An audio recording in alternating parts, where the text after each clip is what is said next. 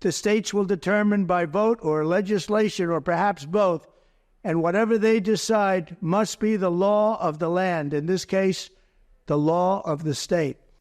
Former Vice President Mike Pence and many others coming out furious about what Donald Trump said about abortion yesterday.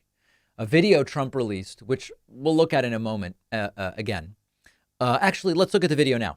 Reminding you, Trump coming out with a message that is essentially, vote for me. I got Roe v. Wade overturned, but different states will do different things. I'm really good. Just make sure you vote for me. That was the message. My view is now that we have abortion where everybody wanted it from a legal standpoint, the states will determine by vote or legislation or perhaps both, and whatever they decide must be the law of the land, in this case, the law of the state. Many states will be different. Many will have a different number of weeks, or some will have more conservative than others, and that's what they will be. At the end of the day, this is all about the will of the people. Right. And it's all about, I have no real core belief on this other than the fact that I've been pro-choice my whole life.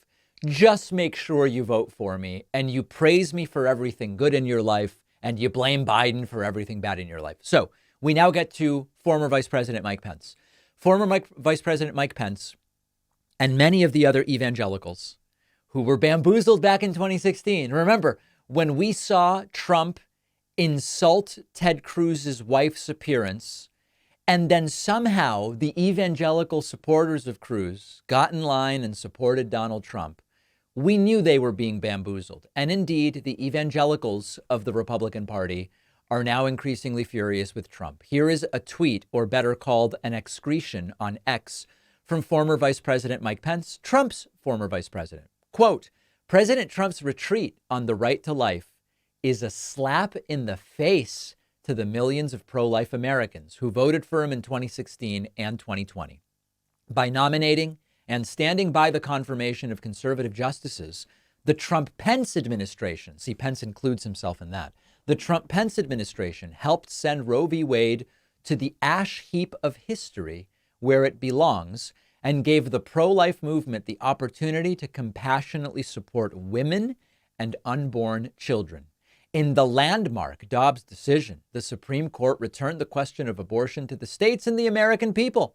The American people elect presidents, senators, and congressmen, and a majority of Americans long to see minimum national protections for the unborn in federal law. I don't think that's true, by the way. Pence continues, but today, too many Republican politicians are all too ready to wash their hands of the battle for life. Republicans win on life when we speak the truth boldly and stand on the principle that we all know to be true. Human life begins at conception and should be defended from womb to tomb. By the way, most Americans do not agree with that. Pence continues, however much our Republican nominee or other candidates seek to marginalize the cause of life, I know pro-life Americans will never relent until we see the sanctity of life restored to the center of American law in every state in this country. So Pence has turned on Trump. And I know many of you might say, well, David, if Trump is actually pro-choice like you say, why don't you support him? Remember, Trump is probably personally pro-choice. He still legislated and selected Supreme Court justices and would legislate in an extraordinarily anti-choice way. Biden, whose personal beliefs about abortion, my guess is he's not super hot on abortion, being a longtime actual practicing Catholic. Biden understands the difference between his personal view and what should be legislated. And so my view as to what should be the law is much more in line with the way Joe Biden is legislated than Trump. So this potentially an epic backfire for Donald Trump. We should celebrate this. Anything that is continuing to drive a wedge within and between Republicans and MAGA versus non-MAGA Republicans, all of it is hopefully, this is all upside. And what I mean by that is there are some political conflicts which could be bad for Joe Biden in terms of defeating Trump or not in November. Republicans furious with each other and with Trump about Trump's statement about abortion, which is tantamount to states can do whatever, just make sure you vote for me. That is only good for Joe Biden. Note, by the way, that Trump waited until the Republican primary was over to make this announcement. Because again, he suckered in those right-wing evangelicals. They voted for him. Trump with 60% of the total Republican vote in the primary, including many, many, many evangelicals. And now he goes, whatever. States can do whatever they want. Just make damn sure that you vote for me. Well, we'll see what they do in November, but this is a delightful turn of events. Pence turning on Trump, many evangelicals clearly doing the same.